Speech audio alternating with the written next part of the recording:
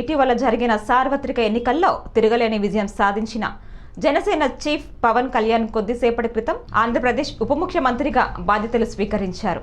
అంతకుముందు విజయవాడలోని క్యాంపు కార్యాలయంలో ప్రత్యేక పూజలు చేశారు.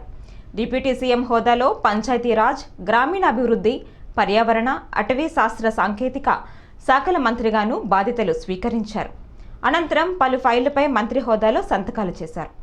బాధ్యతలు చేపట్టిన పవన్ కు అధికారులు, ఎమ్మెల్యేలు అభినందనలు తెలిపారు.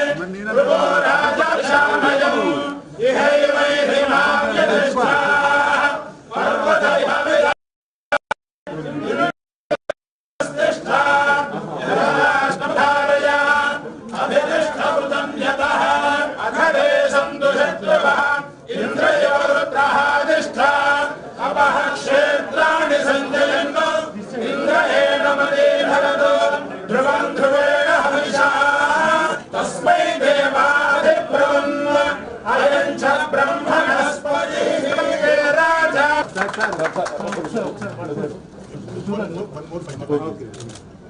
There are two files. First file is about horticulture and agriculture. The second file is about Gram Panchayat buildings in tribal areas.